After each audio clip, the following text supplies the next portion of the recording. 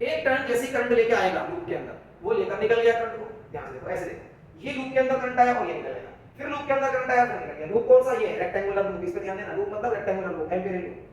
तीसरी बार में करंट आया फिर निकल गया। वेलकम बच्चों, and today we are back again with the next lecture, that is going to be the lecture number 5 from the unit magnetic effects of current and magnetism. And the topic that we are going to complete today is another application of Ampere's circuital law, and the name of the topic is magnetic field due to a current carrying solenoid. जब एक solenoid में current flow करता है तो उससे कितना magnetic field आता है, वो मैग्नेटिक फील्ड किस तरीके का होता है और वो मैग्नेटिक फील्ड आता भी क्यों है, ये सब चीजें चेक करने वाले हैं हम आज के लेक्चर में। तो इसको स्टार्ट करने से पहले हमें सबसे पहले समझना होगा व्हाट इज अ सोलेनॉइड। वैसे तो सोलेनॉइड से आप सभी लोग अनजान नहीं हो, क्योंकि सोलेनॉइड का टॉपिक हमारे क्लास 10th की फिजिक्स में भी हुआ करता था। बट अगर आप भूल चुके हो तो सबसे पहले आपको हम बताएंगे व्हाट इज अ सोलेनॉइड। तो बच्चों सोलेनॉइड क्या होता है? सोलेनॉइड एक इंसुलेटेड वायर को अगर आप किसी सिलिंड्रिकल शेप की रोड पर वाउंड अप करते हैं तो जो चीज बनती है उसको ही सोलेनॉइड कहा जाता है। इसको आप ऐसे समझ सकते हो डायग्रामेटिकली। सपोज मेरे पास ये एक रोड है, सिलिंड्रिकल शेप की रोड है, और इसके ऊपर मैं एक इंसुलेटेड वायर इंसुलेटेड होएगा, ठीक है, इंसुलेटेड वायर को वाउंड अप करूंगा like this. First turn, second turn, third turn, fourth turn, fifth turn and so on. Large number of turns होने चाहिए हमारे सोलेनॉइड में, और अगर इसमें करंट फ्लो कर रहा है आई, ऐसे ऐसे आई करंट फ्लो करेगा, हर टर्न से ऐसे घूमता हुआ करंट जाएगा और फाइनली ये करंट यहां पर नीचे आ गया।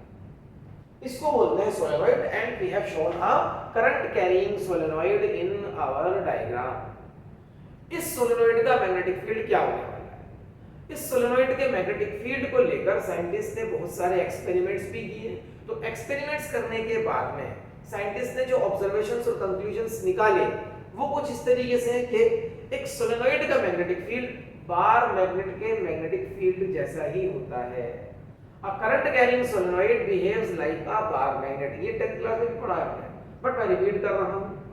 अ current carrying solenoid behaves like अ बार मैग्नेट। तो जैसे एक बार मैग्नेट का मैग्नेटिक फील्ड का पैटर्न होता है, वैसा ही लगभग एक सोलेनॉइड, करंट कैरिंग सोलेनॉइड के मैग्नेटिक फील्ड का भी पैटर्न होता है। और अगर आप एक लॉन्ग सोलेनॉइड लें, हमारे टॉपिक में जो सोलेनॉइड रहने वाला है उसका length is very large as compared to the cross sectional area of the solenoid, ठीक है। तो for a long solenoid magnetic field well within the solenoid, जो पॉइंट्स सोलेनॉइड के काफी अंदर यहां है, यहां magnetic field well within the solenoid is uniform magnetic field. Solenoid के अंदर जो मैग्नेटिक फील्ड होता है वो यूनिफॉर्म होता है, और सोलेनॉइड के बाहर यहां इस जगह पर मैग्नेटिक फील्ड प्रैक्टिकली जीरो होता है। ये सब चीजें साइंटिस्ट ने प्रैक्टिकली ऑब्जर्व की है। यहां पर मैग्नेटिक फील्ड प्रैक्टिकली जीरो होगा, और इस जगह पर मैग्नेटिक फील्ड यूनिफॉर्म है, मतलब ऐसे पैरेलल लाइंस होंगी। अगर यूनिफॉर्म मैग्नेटिक फील्ड है तो that will be represented by parallel lines, जिनके बीच का स्पेस भी इक्विडिस्टेंट होगा।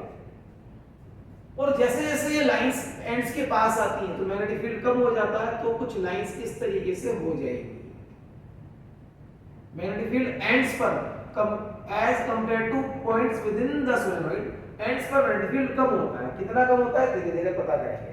तो ये सब चीजें साइंटिस्ट ने एक्सपेरिमेंटली ऑब्जर्व की, और फिर कुछ चीजें थ्योरेटिकली भी देखी जाती हैं कि भाई अंदर जो मैग्नेटिक फील्ड है वो यूनिफॉर्म तो है, बट वो कितना है, उसके लिए कुछ कैलकुलेशंस, कुछ डेरिवेशंस के लिए लॉज का यूज करके पता चलेगा कि उसकी वैल्यू कितनी है, और फिर उसको प्रैक्टिकल वैल्यू से मैच किया जाएगा, ठीक। तो हम आज चेक करने वाले हैं कि इस सोलेनॉइड के अंदर वाले पॉइंट्स पर मैग्नेटिक फील्ड जो यूनिफॉर्म होता है उसकी मैग्नीट्यूड कितनी होती है, और उसको चेक करने के लिए we will be using Ampere's circuital law. So this is going to be the second case of Ampere's circuital law. Topic बहुत मजेदार है, वीडियो में पूरा बने रहेंगे तो टॉपिक आपको अच्छे से समझ में आएगा। तो स्टार्ट करेंगे इसके डेरिवेशन को। डेरिवेशन करने से पहले चलिए मैं आपको थोड़ा सा फील दिलाना चाहूंगा कि एक्चुअल में सोलेनोइड दिखता कैसा है। एक सोलेनोइड को अभी हम यहाँ पर हाथों हाथ डिजाइन कर लेते हैं। तो सपोज मेरे पास एक इंसुलेटेड वायर है, दिस इज इंसुलेटेड वायर। अगर वायर कॉपर का हो तो बहुत अच्छी बात है, अदरवाइज आप कोई भी इंसुलेटेड वायर ले सकते हो। उस वायर को अगर आप एक सिलेंड्रिकल कोर पे वाउंड अप करो, सपोज ये मेरे पास एक सिलेंडर है, सिलेंड्रिकल कोर है, इसके ऊपर वाउंड अप कर दिया जाए अगर इस वायर को लाइक दिस, जैसे मैंने इसको किया है, तो देखिए एक सोलेनोइड बन के रेडी हो जाएगा ऐसे। I am wounding up on this.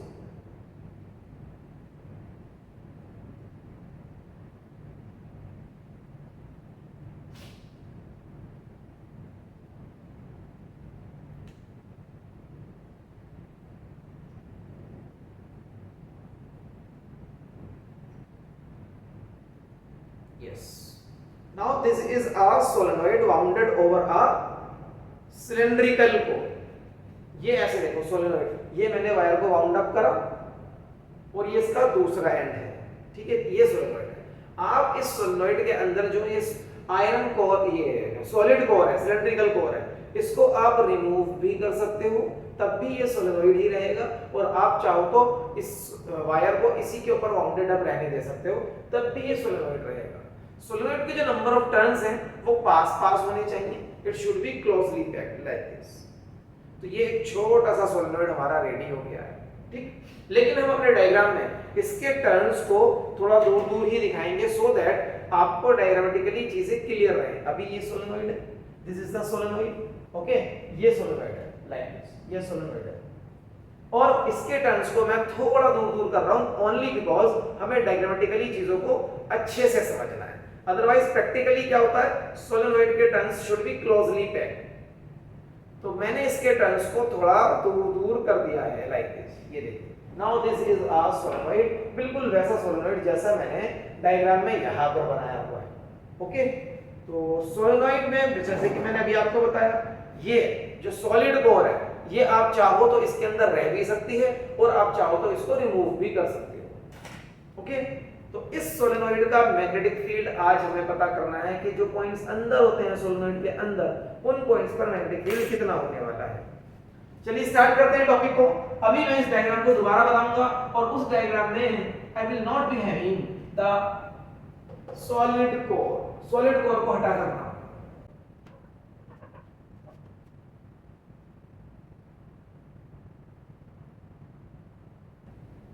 This is a solenoid. जो सॉलिड लाइंस हैं वो आगे वाली लाइन है ऐसे, और जो डॉटेड दिखाई है वो पीछे वाली लाइन है ना। जब ऐसे एक सर्कल कंप्लीट होगा, सोलेनोइड का एक लूप कंप्लीट होगा, तो आगे वाली लाइन को सॉलिड दिखाया है और डॉटेड पीछे वाली लाइन को दिखाया है लाइक दिस। तो it is a current carrying solenoid, I current flow करेगा लाइक दिस। हर एक टर्न से आई करंट ऐसे फ्लो करके जाएगा, हर एक टर्न से आई करंट फ्लो करेगा और अल्टीमेटली ये करंट फिर यहां बाहर आ जाएगा। This is a current carrying solenoid which is carrying current I. Now I want to find out magnetic field due to this solenoid, and our aim is to find out the magnetic field at points which are well within the solenoid. So for this we have to consider a long solenoid, मतलब जो ये length है solenoid की, this length, ये length इसके area of cross section के सामने बहुत ज्यादा है। जैसे कि मान लो ये है ना, लेंथ ज्यादा एरिया ऑफ क्रॉस सेक्शन कम, तो solenoid will be considered as a long solenoid. So we have to consider a long solenoid.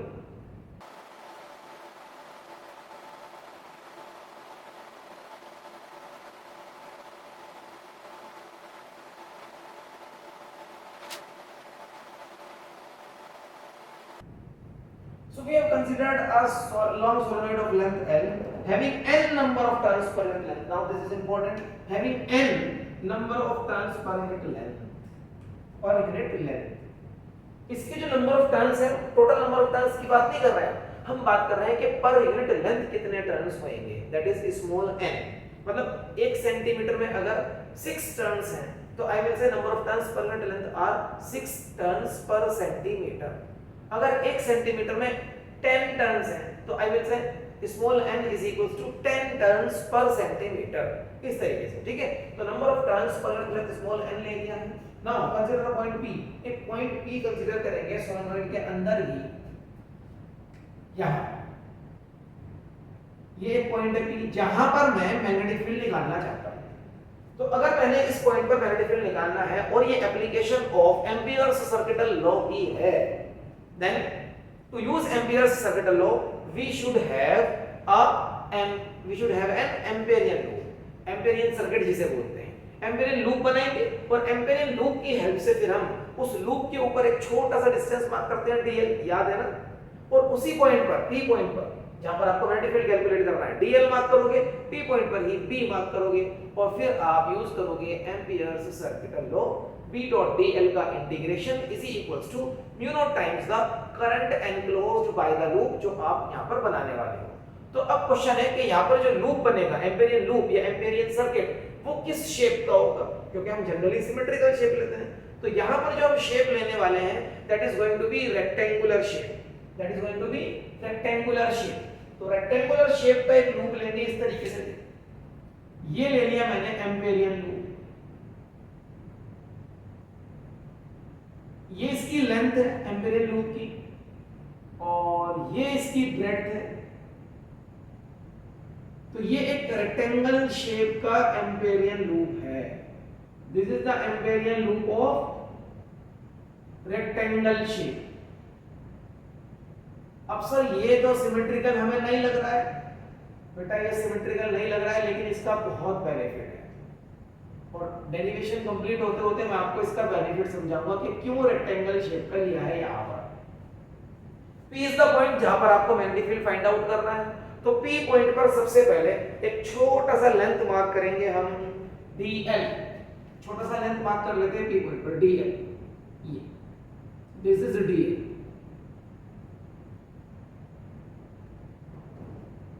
P point पर छोटा सा लेंथ मार्क कर दिया है dl, ओके dl, ये dl, ठीक। P पॉइंट पर ही मैग्नेटिक फील्ड मार्क करना है। अब P पॉइंट पर अगर मुझे मैग्नेटिक फील्ड मार्क करना है तो मैग्नेटिक फील्ड का डायरेक्शन कैसे निकालेंगे। मैग्नेटिक फील्ड का डायरेक्शन मैंने आपको बताया था magnetic field due to current carrying coil वाले टॉपिक में, magnetic field due to current carrying coil वाले टॉपिक में कि अगर करंट कैरिंग कॉइल के डायरेक्शन में आप राइट हैंड की फिंगर्स को कर्ल करोगे करंट के डायरेक्शन में, तो thumb will give the direction of the magnetic field along the axis of the coil. Suppose ये मेरे पास कॉइल है, अब यहां पर देखो, आप सोलेनॉइड को तो देखो ना, सोलेनॉइड अगर ये सोलेनॉइड है, if this is the solenoid, तो सोलेनॉइड में क्या है, इस सोलेनॉइड में हर एक टर्न एक कॉइल जैसा ही है ना, हर एक टर्न एक कॉइल जैसा है। अगर हर एक टर्न एक कॉइल जैसा है और एक कॉइल में डायरेक्शन ऑफ करंट कैसा है, यहां पर मुझे लग रहा है कि क्लॉकवाइज है। इधर से देखो इसको, इधर से, तो क्लॉकवाइज डायरेक्शन है। तो क्लॉकवाइज डायरेक्शन अगर होगा, क्लॉकवाइज डायरेक्शन, ठीक है ना, तो क्लॉकवाइज डायरेक्शन इधर से देखो, चलिए ऐसे दिखाता हूं यहां से। अब ऐसे देखो, क्लॉकवाइज डायरेक्शन है, क्लॉकवाइज डायरेक्शन है तो मैं राइट हैंड की फिंगर्स को क्लॉकवाइज कर्ल करूंगा, thumb will give the direction of the magnetic field. तो मैग्नेटिक फील्ड ऐसे जा रहा है, हर एक टर्न में से ऐसे जा रहा होगा मैग्नेटिक फील्ड। तो I can mark the direction of magnetic field over here like this. ये बी पॉइंट पर मैग्नेटिक फील्ड का डायरेक्शन ये है।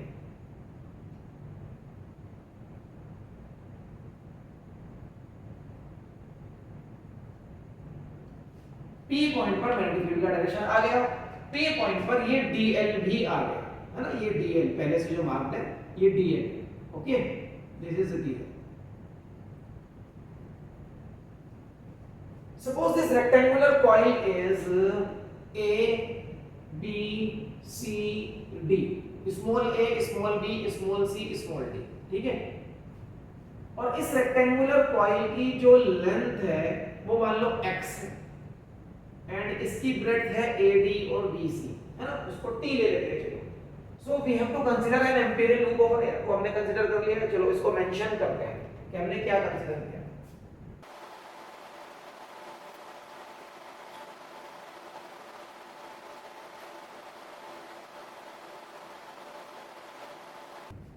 So we have taken a rectangular ampere loop जो एम्पियर सर्किटल लॉ बोलते हो, तो जो एम्पियर सर्किट है ना वो इसी को एम्पियर लूप बोलते हैं हम लोग। ABCD जिसकी लेंथ हमारी AB और CD x x के बराबर है एंड ब्रेड्थ हमारी BC हो या DA वो T के बराबर है, passing through the point P as shown. बाकी सब चीजें डायग्राम में दिखा दी है।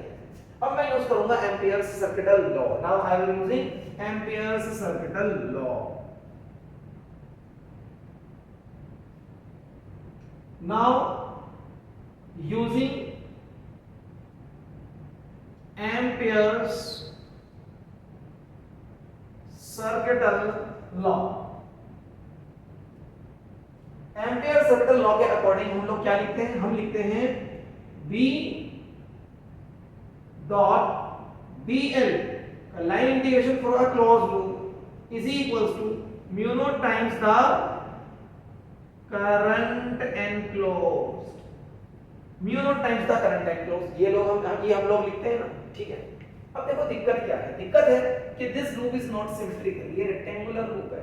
तो रेक्टेंगुलर लूप के ऊपर आप ध्यान से देखेंगे अगर, तो यहाँ पर क्योंकि ये रेक्टेंगुलर लूप है तो इसकी चार साइड्स अलग अलग है। आपको चारों साइड्स पर देखना होगा कि मैग्नेटिक फील्ड और DL किस तरीके से ओरिएंटेड है यहाँ पर। जैसे कि जब हम जाएंगे BC वाली साइड पर, देखो AB वाली साइड पर P पॉइंट आप यहाँ से यहाँ तक कहीं भी मार्क करो, B और DL ऐसे ही रहेगा। लेकिन जैसे आप BC वाली साइड पर पहुंचोगे तो कोई भी अगर आपने एक पॉइंट मार्क किया तो B तो ऐसे रहेगा, लेकिन DL कैसे हो जाएगा? DL will be like this ना। तो एंगल क्या हो जाएगा B और DL के बीच में? 90 डिग्री। और जैसे ही आप BC पर पहुंचोगे तो वहां पर भी क्या होने वाला है? B इज लाइक दिस, लेकिन एंगल क्या हो जाएगा DL के साथ? 90 डिग्री। एंड अगर आप C to D वाली ब्रांच पर हो तो वो तो बिल्कुल ही आउटसाइड द सोलेनोइड है। याद करो, outside the solenoid. Practically scientist लोगों ने देखा था कि सोलेनोइड के बाहर सोलेनोइड से मैग्नेटिक फील्ड होता ही नहीं, ठीक है। तो ये रेक्टेंगुलर लूप क्योंकि रेक्टेंगुलर है, चार साइड्स हैं, इसके चार पार्ट हो जाएंगे यहाँ पर। It will be divided into 4 parts, तभी ये इंटीग्रल सॉल्व हो पाएगा।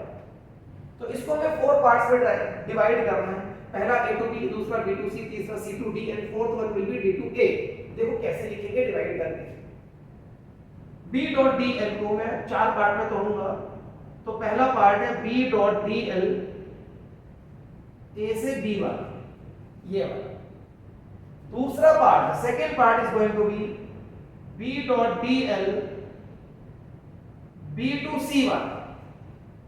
Third part is going to be B dot DL C to D वाला, C to D, and the fourth part is going to be B dot DL D से A तक is equals to mu naught times the current enclosed। current enclosed कितना है? इस loop में current enclose कितना है ये चेक करना है मुझे। क्या इस लूप में करंट एनक्लोज I हुआ है? I चेक करके बताओगे क्या नहीं? क्या यहाँ पर करंट एनक्लोज I है? चलिए मैं आपको अब ये भी थोड़ा सा समझाता हूँ। मुझे लगता है कि कुछ बच्चों के अभी ये समझ में नहीं आ रहा कि रेक्टेंगुलर लूप लिया कैसे गया है। रेक्टेंगल तो दिख रहा होगा आपको ये ABCD, बट ये इस सोलेनोइड के साथ अरेंज कैसे हुआ, इसको हम करके दिखाएंगे आपको प्रैक्टिकली एज यूजुअल, जैसे कि करके दिखाया जाता है। दिक्कत कोई नहीं आएगी बच्चों। तो एक रेक्टेंगुलर एम्पिरियन लूप लिया जाएगा यहां पर।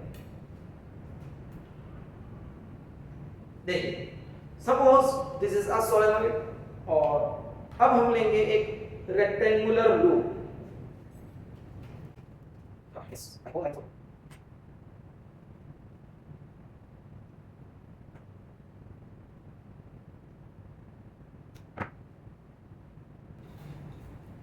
अब ध्यान से देखो, ये रेक्टेंगुलर एम्पिरियन लूप है, ये वाला, ठीक है। और ये इस सोलेनोइड के साथ कैसे लगाया गया है आपको मैं दिखाता हूं। ये सोलेनोइड है, दिस इज द सोलेनोइड, और इस सोलेनोइड के साथ इस रेक्टेंगुलर को देखो लगाते हैं।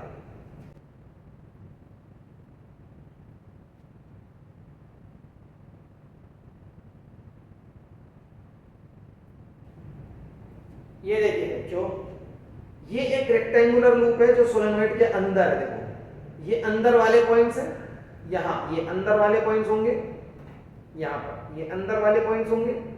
तो इसका एक पार्ट तो ये अंदर है, A to B, ये पार्ट तो अंदर है ना, A to B, फिर B to C, C to D, D to A। ठीक है ना। और बी टू सी में भी कुछ पार्ट अंदर है कुछ बाहर है, डी टू ए में भी कुछ पार्ट बाहर है कुछ अंदर है, लेकिन अब ध्यान से देखोगे c to d is completely outside, है ना। तो ये एक रेक्टेंगुलर लूप मैंने मैनेज कर ही लिया है, किसी तरीके से इस सोलेनोइड के अंदर आ जाए तो ये आ गया। देखो अब आपको जो ध्यान से चीज देखनी है वो क्या है कि करंट एनक्लोज का कैसे पता करें। देखो करंट एनक्लोज का पता करने के लिए अब आप देखो, मैं आपको इस तरीके से शो कर सकता हूं, like this.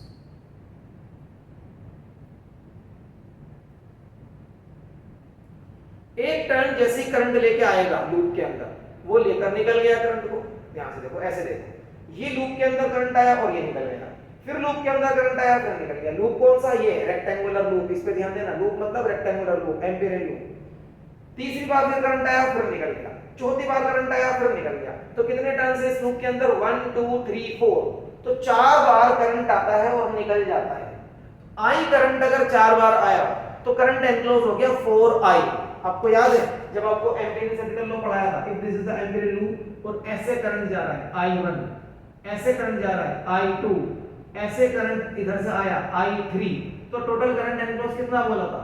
i1 + i2 - i3, ऐसे बोला था। मतलब जितनी बार भी करंट आएगा वो कंसीडर किया जाएगा, ठीक है। वैसे ही यहां पर भी हो रहा है कि एक बार करंट आया i, दोबारा करंट आया i, तिबारा करंट आया i, फोर्थ टाइम आया i, ठीक है। तो इट मींस आपको नंबर ऑफ टर्न्स काउंट करने पड़ेंगे कि इसके अंदर नंबर ऑफ टर्न्स कितने एनक्लोज हो रहे हैं, उसके अकॉर्डिंग ही आप करंट एनक्लोज लिख पाओगे। करंट एनक्लोज अगर आपने यहां पर लिख दिया i, तो सिर्फ i नहीं है, i into number of turns. Number of turns count करने के लिए क्या करेंगे? देखो, क्योंकि मेरे पास number of turns per unit length है, अगर मैं इसको लेंथ से मल्टीप्लाई कर दूं, किस लेंथ से? x से। किसकी लेंथ? लूप की लेंथ। उस लूप में कितने टर्न्स आए ये पता चल जाएगा। तो नंबर ऑफ टर्न्स एनक्लोज्ड है, number of turns per unit length into length of the loop, और हर टर्न से i करंट आता है और चला जाता है। तो total current enclosed is nxi। Total current enclosed is nxi। This is very important step in this derivation, इसको समझ लीजिए ध्यान से। B.dl को 4 पार्ट में तोड़ चुके हैं और करंट एनक्लोज भी हमने कैलकुलेट कर लिया है nxi। अब इन चारों पार्ट्स में से 3 पार्ट का आंसर 0 होने वाला है, और वो 0 कैसे होगा ये मैं आपको बताऊंगा। देखो B.dl BC वाला पार्ट, ध्यान से देखो, BC वाला पार्ट, यहां पर B और dl के बीच में एंगल है 90, तो जब मैं लिखूंगा B.dl cos 90 की वजह से it will become 0। Similarly B और dl dA वाला पार्ट देखो, dA वाला पार्ट, यहां पर भी B और dl के बीच में एंगल है 90, मतलब दोनों परपेंडिकुलर है एक दूसरे के, और परपेंडिकुलर वेक्टर्स का dot product again will give you 0। ये भी 0 ये भी 0, क्योंकि B और dl परपेंडिकुलर थे। B.dl C/D वाला पार्ट देखो, B.dl C/D वाले पार्ट में खुद B 0 है। जब B ही 0 है तो 0 का डॉट प्रोडक्ट किसी से भी कराओगे आंसर विल बी 0। तीनों अपने अपने रीजंस से 0 आ गए, तो मैं इन तीनों की जगह 0 लिखूंगा, लेकिन पहले बता देता हूं कि ये क्यों 0 हो रहे हैं।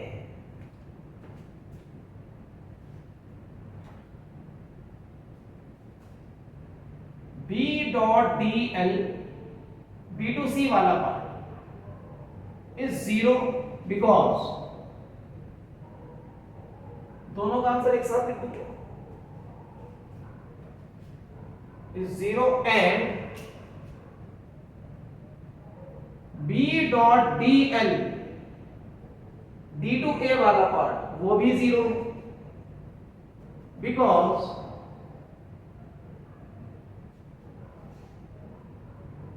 B and dl are perpendicular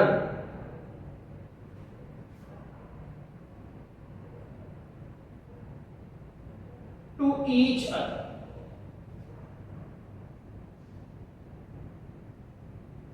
Now for B dot dl C/D वाला is also 0 because at external points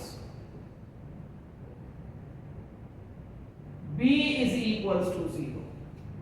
तो ये चीजें सब्स्टिट्यूट करी हमने, सब्स्टिट्यूटिंग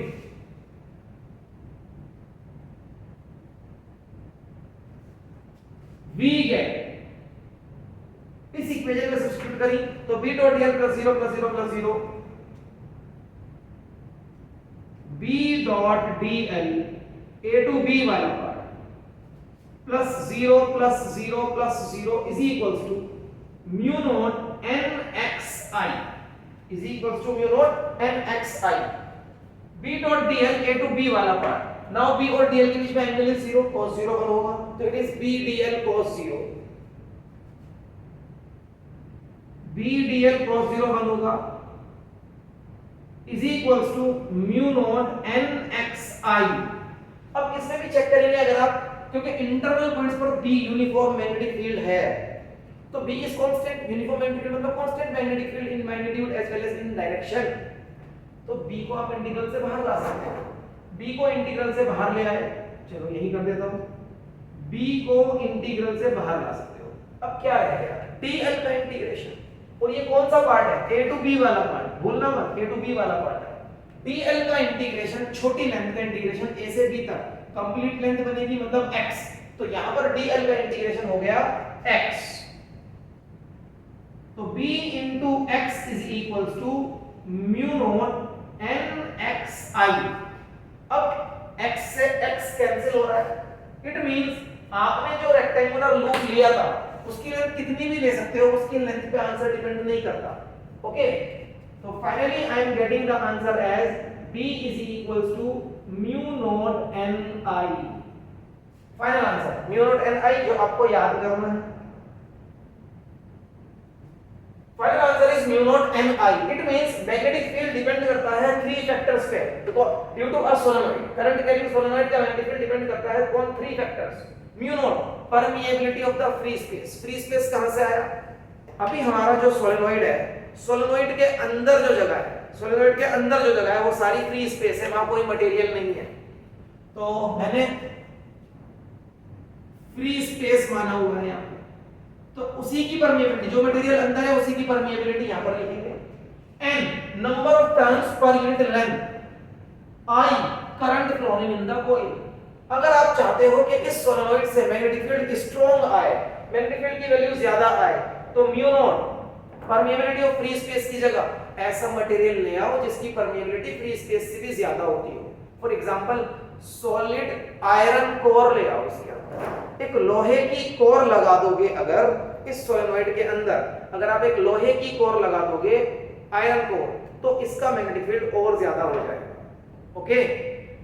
दूसरा factor number of turns per unit length, चलिए number of turns per unit length को check करते हैं, एम्पिरिकल लूप यहां से हटा देते हैं हम लोग, इसकी अब जरूरत नहीं है।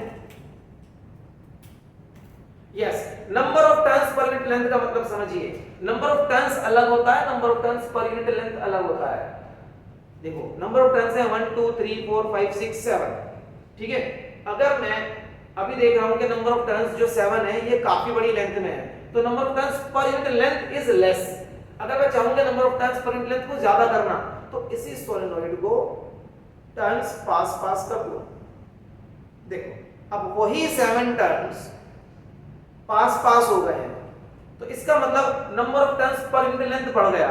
ऐसा करने से इस सोलेनॉइड का मैग्नेटिक फील्ड का स्ट्रेंथ बढ़ जाता है, दैट इज व्हाई हम बोलते हैं कि सोलेनॉइड के नंबर ऑफ टर्न्स पास पास होने चाहिए, it should be closely bounded. In fact एक सोलेनॉइड को पता कैसे बाउंड अप किया जाता है, जैसे आप एक पतंग वाली चरखी होती है ना, उस चरखी पर पतंग का मांझा बाउंड अप रहता है ना, एक लेयर बाउंड अप होगी पहले, सपोज ये कोई एक चरखी है, उस पर पहले एक लेयर बाउंड अप होगी, ऐसे पास पास टर्न्स होंगे मांझे, फिर उसी के ऊपर दूसरी लेयर बाउंड अप होगी, ऐसे कर, फिर तीसरी, और ये मोटी होती चली जाती है चरखी, फिर चौथी, layer by layer closely packed turns, तब जाकर एक सोलेनॉइड बनता है, प्रैक्टिकल सोलेनॉइड जो होता है, okay.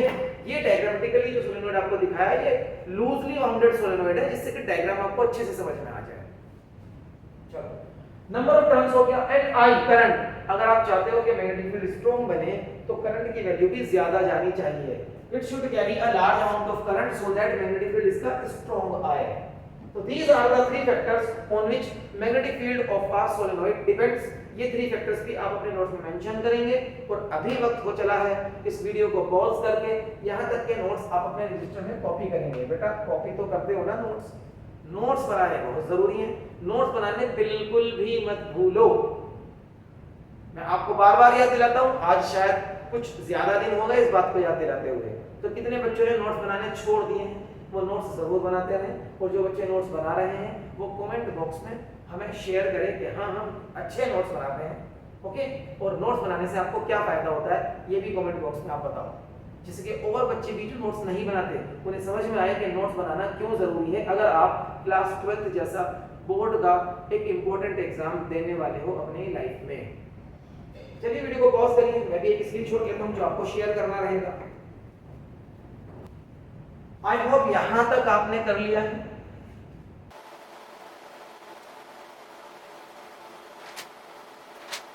So we have done the derivation for this formula. इस फॉर्मूले को दोबारा ही कॉपी कर लेते हैं। और कैसा लगा आपको? डेरिवेशन समझ में आया या नहीं आया जरूर मुझे बताएं। अगर समझ में नहीं आया तो मैं समझ जाऊंगा कि आपको किसी और तरीके से समझाना चाहिए था जो मैं नहीं कर पाया। और समझ में आया तो मुझे जरूर बताएं, मुझे भी थोड़ा सा एनकरेजमेंट मिलेगा कि हाँ मैं आप लोगों की हेल्प कर पा रहा हूं। देखो mu naught n I, mu naught is permeability of the free space,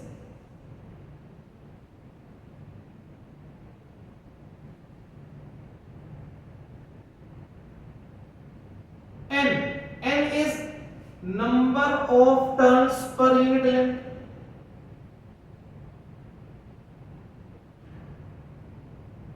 and I is the current flowing in the solenoid. बेटा जब भी आप कोई फॉर्मूला याद करें तो उस फॉर्मूले के अंदर जितने भी वेरिएबल्स होते हैं उनका मीनिंग आपको जरूर पता होना चाहिए, अदरवाइज गड़बड़ कर बैठोगे एग्जाम में कुछ नहीं होगा। And what is b? Calculate क्या कर रहे हो इससे? B magnetic field of a solenoid. कहां? Within the solenoid. Magnetic field of solenoid या magnetic field within the solenoid? Magnetic field within the solenoid.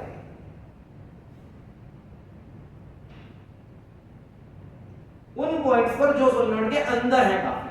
Ends पर magnetic field कितना होगा? फिर एंड्स पर मैग्नेटिक फील्ड का एक direct formula है जो आपको मैं दूंगा। अगर आप सोलेनॉइड के बिल्कुल किनारों पर आ गए हो तो magnetic field at the ends of the solenoid is half of mu naught n i. जो म्यू नॉट एन आई आपने आंसर निकाला है ना उसका हाफ कर देना, उसको 2 से डिवाइड कर देना, तो एंड पर कितना मैग्नेटिक फील्ड होता है वो पता चल जाएगा। This formula will give you the magnetic field at the ends of the solenoid.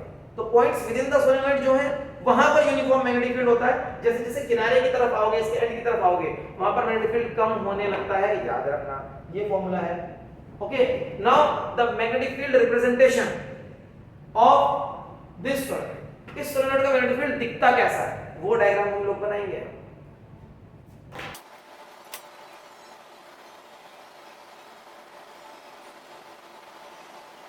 Diagram को बनाने के लिए मैं 2 ऐसी लाइन बनाऊंगा जो बाद में मुझे नहीं दिखानी। ये लाइन सिर्फ इसलिए है कि मेरा सोलेनॉइड ठीक से बन जाए। देखो कैसे बनेगा। ये मेरा first turn, second turn, third turn, fourth turn and so on.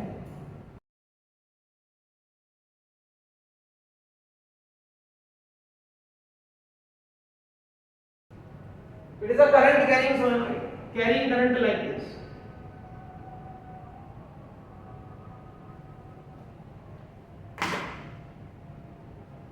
As the magnetic field lines, as the magnetic field within the solenoid is uniform, है ना, uniform है, तो magnetic field line should be parallel. Solenoid के अंदर parallel magnetic field line like this.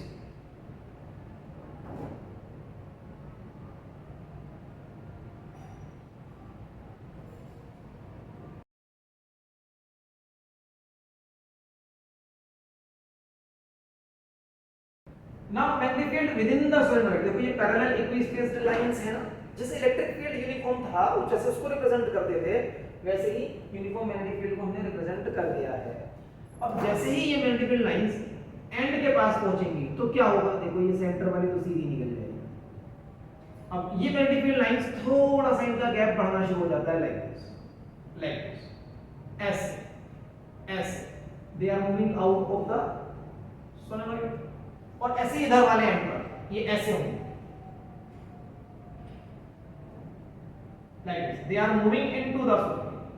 Direction तो मैंने आपको समझा ही दिया था ना, यहाँ पर कि डायरेक्शन मैंने ये वाला क्यों लिया है, बिकॉज करंट क्लॉकवाइज जा रहा है, तो राइट हैंड थंब रूल के अकॉर्डिंग डायरेक्शन इज दिस, तो इस डायरेक्शन में जा रहा है मैग्नेटिक फील्ड। देखो यहाँ पर क्योंकि दूर दूर हो गई है, जहाँ पर मैग्नेटिक फील्ड लाइन दूर दूर होती है वहाँ पर मैग्नेटिक फील्ड की स्ट्रेंथ वीक होगी, कम होगी, तो वो कितनी वीक है, वो इतनी हो जाती है, आधा रह जाता है magnetic field as compared to the magnetic field within the solenoid, magnetic field near the end of the solenoid आधा रह जाता है, हाफ रह जाता है, half mu naught n I, ठीक है।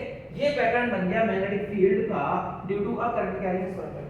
क्या ये पैटर्न जो आपने 10th क्लास में एक बार मैग्नेट का मैग्नेटिक फील्ड वाला पैटर्न बनाया था और याद किया था, उस जैसा नहीं है। देखो मैं आपको याद दिलाता हूं, ये एक बार मैग्नेट है, इधर नॉर्थ पोल इधर साउथ पोल, और बार मैग्नेट का मैग्नेटिक फील्ड वाला पैटर्न कुछ ऐसे हुआ करता था लाइक दिस, नॉर्थ से बाहर निकली लाइन, साउथ से अंदर एक और magnetic field line like this, यहाँ नॉर्थ से बाहर और साउथ से अंदर लाइक दिस, है ना। एक और मैग्नेटिक फील्ड लाइन इसके ऊपर वाली बना सकते हो ऐसे, ठीक है। कुछ ऐसे भी हुआ करती थी जो क्लोज लूप बनाकर वापस आती है, अंदर साउथ टू नॉर्थ, बाहर नॉर्थ टू साउथ, अंदर साउथ टू नॉर्थ, बाहर नॉर्थ टू साउथ, ओके ऐसे। ये मैग्नेटिक फील्ड पैटर्न और ये सिमिलर है, बस प्रैक्टिकली हम इस लूप को क्यों नहीं बना रहे ऐसे, क्योंकि प्रैक्टिकली क्या ऑब्जर्व किया गया है कि magnetic field outside the solenoid 0 होता है, ऐसे नहीं बना रहे, इसलिए आप इस लूप को, हालांकि बहुत सी बुक्स में मैंने देखा है कि एक आध लूप बनाकर दिखा देते हैं कंप्लीट, कोई दिक्कत नहीं है उसमें भी, एक आध लूप बनाकर दिखा देते हैं। इसका मतलब ये है कि थोड़ा बहुत बिल्कुल यहाँ होगा, थोड़ा बहुत मैग्नेटिक फील्ड दूर जाओगे तो एक्सियल पॉइंट पर मैग्नेटिक फील्ड बिल्कुल भी नहीं होता है। तो आप इस मैग्नेटिक फील्ड पैटर्न को याद कर लें कि magnetic field pattern of a solenoid is similar to the magnetic field pattern of a bar magnet. That is why we say that a current carrying solenoid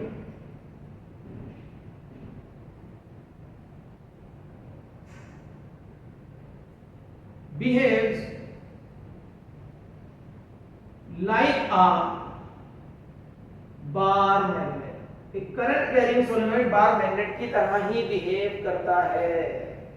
जैसे इसके पास नॉर्थ पोल साउथ पोल है, north pole से vertical line बाहर आती है, south pole से vertical line अंदर जाती है, वैसे ही बच्चों इसके पास भी नॉर्थ पोल साउथ पोल है। जहां से वर्टिकल लाइन बाहर जा रही है वो वाला एंड नॉर्थ पोल कहलाएगा, और जहां से अंदर आ रही है वाला पोल, वो वाला एंड साउथ पोल कहलाएगा।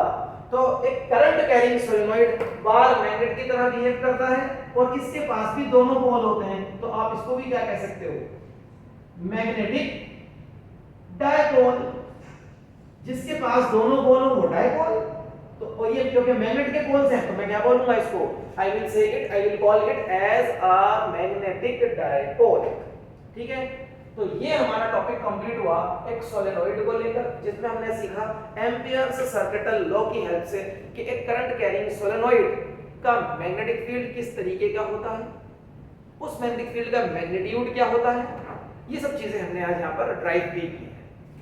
ओके, तो टॉपिक को करते हैं यहीं फिनिश, और एक रिक्वेस्ट आपसे फिर से करेंगे आज अपनी क्लास में कि बच्चों अगर आपको क्लास 12th के फिजिक्स के टॉपिक्स में यहाँ से इन वीडियो से थोड़ी भी हेल्प, थोड़ा भी बेनिफिट मिलता है तो इन वीडियोस को प्लीज लाइक करा करें। और अगर आप चाहते हैं कि क्लास 12th का कंप्लीट सिलेबस आपको इसी तरीके से यहाँ पर मिलता रहे, तो मैं तो ये वीडियोस डेली अपलोड कर ही रहा हूँ, आपको ये वीडियोस टाइमली मिलती रहे और आपसे मिस ना हो जाए, उसके लिए आप फिजिक्स सीखो चैनल को सब्सक्राइब कर लें और उस बेल आइकन को प्रेस करते हैं, सो दैट जब भी एक वीडियो अपलोड होती है उसका नोटिफिकेशन आपके पास जरूर आएगा। और अगर वो टॉपिक आपका वीक है या आप उस टॉपिक को दोबारा से करना चाहते हो तो वो टॉपिक आपसे मिस बिल्कुल भी नहीं हो पाएगा। बाकी जो आपके फ्रेंड्स हैं आप उनके साथ भी शेयर कर सकते हैं ये सारी वीडियोस, क्योंकि हम यहाँ पर क्लास 12th फिजिक्स का सिलेबस कंप्लीट करने वाले हैं। जो बच्चे इस साल बोर्ड के एग्जाम क्लास 12th के फिजिक्स के देना चाहते हैं उनके लिए एक गोल्डन अपॉर्चुनिटी है कि अपने सिलेबस को यहाँ पर मेरे साथ कंप्लीट करो, और सिलेबस को कंप्लीट करने की पूरी कोशिश है बाय 31 दिसंबर। उसके बाद जो टाइम बचेगा वहां पर हम प्रैक्टिस भी करेंगे, रिवीजन भी करेंगे और अपनी तैयारियों को और ज्यादा ऊपर लेकर जाएंगे। तो फिर मिलेंगे हम नेक्स्ट लेक्चर में एक नए टॉपिक के साथ। Till then bye bye.